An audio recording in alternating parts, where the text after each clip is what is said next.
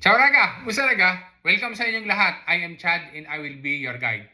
Raga, mayroon akong update or novita na i-share sa iyo. Aray importante regarding sa permeso di soggiorno. Recently, mayroong sentensya ang tribunale na pumapabor sa mga estranyeri pagdating sa tempistike o timeline o panahon ng paghihintay bago maretiro yung bagong permeso di soggiorno. Di ka kapag tayo ay nag-request ng permeso di soggiorno, o kaya naman ay nag-renew, o kaya naman ay nag-adjourn na, yung iba kapag nag-convert ng permeso di soggiorno, di ka ay sobrang tagal ng ating ipinaghihintay para doon sa konvokasyone o pagtimbro doon sa kwestura. Pagkatapos noon, ikaw ay nakapagtimbro na doon, nakapunta ka doon sa kwestura, doon sa ibinigay na apuntamento sa iyo, ay maghihintay ulit hanggang sa maretiro ang bagong permeso di soggiorno. In most cases, inaabot ng ilang buwan at mayroon pa nga na taon pa ang inaabot bago maretiro yung bagong permeso di soggiorno. Diga, minsan may mga cases din na kapag ka naretiro na yung bagong permeso di soggiorno ay halos pa-expire na ulit.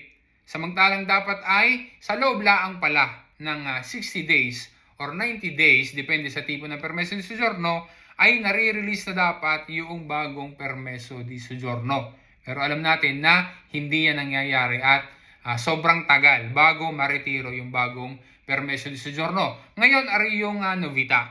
Okay, na dapat na malaman mo kasi mayroong dalawang sentense na importante yan at saka yun ay recently laang nitong 2024.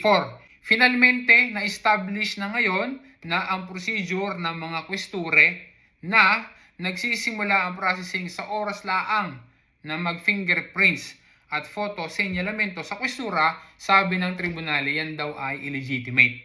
Sa paglilinaw ng korte, ang pagsisimula ng processing ay hindi doon sa pag-fingerprints sa kwestura, kundi doon pala ang sa pag-submit ng request para sa bagong permeso di soggiorno.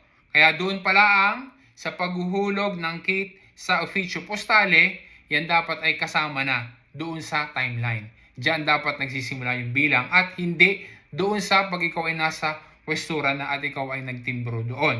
Ang sentensya na yan na mula sa TAR ng Veneto at yan ay kinumpirma din ng Specialized Section in Immigration ng Venice Court. Yan ang nagtuldok doon sa maling practice o procedure na ginagawa ng mga kwesture. Kasi nga, sobrang tagal ng kanilang processing bago makapag-release ng bagong permeso di soggiorno. Ano ang ibig sabihin yan at ano ngayon ang mangyayari after na ilabas ng korte ang sentensya na yan? Bago natin sagutin yan, i-remind lang kita Ragahan na ang TapTap Send ay available na rin, okay, sa mga OFWs sa bagong 4 na bansa sa Europe. Kasama na ang Greece, Finland, Slovakia at Croatia.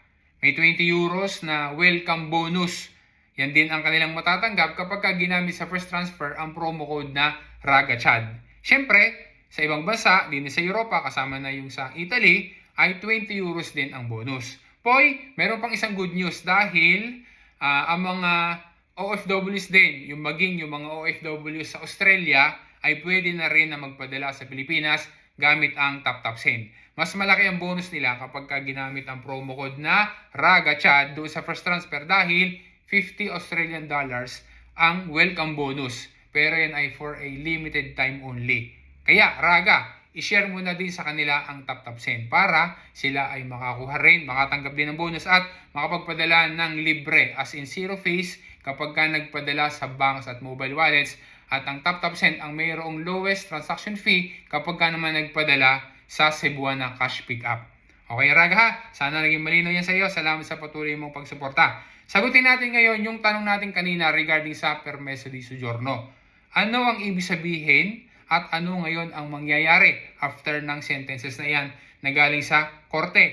Ang magiging effect dahil sa sentensya na iyan, mula ngayon, ang mga kwestura ay dapat na makapag-release o matapos ang processing sa loob ng 60 days or 90 days. Depende nga sa tipo ng permeso di soggiorno. Yan ay hindi sa kung kailan ka nagpunta o nagtimbro sa kwestura batay sa ibinigay na apuntamento sa iyo, kundi mula doon sa momento na nag-request o naghulog ng kit sa posta o nagpa-prenotate tramite prenota facile. So, yun dapat ang batayan ha, hindi yung pag ikaw ay nagtimbro pa sa pwestura. Kapag naghulog ko pala ang ng kit doon sa posta, kasama na yung dapat doon sa bilang. Nagsisimula na agad yung 60 to 90 days. Dahil dito, ay mas mabilis nang marirelease ang permeso di soggiorno. Nakaka-apekto kasi sa mga Israelier kapag ka masyadong matagal bago makuha yung bagong permeso di soggiorno. Hindi makapagbiyahe sa Shenzhen, minsan, in some cases, pati sa Lavoro nakaka-apekto din. Pero gaya ng alam natin, hindi naman overnight yan ay may papatupad na agad. Alam natin yan, di ba? We are hoping na as soon as possible ay maayos nila para mabilis na ngayon na maretiro ang bagong permeso di soggiorno. So, as of now, mag-abang tayo kung ano ga ang magiging mga developments regarding sa usapin na yan. Antabay ka lang lagi raga dahil sa mga videos na i-upload natin ay lagi kitang i-update. Ayun raga ha, sana naging malino sa iyo. Salamat sa panonood mo. A la próxima.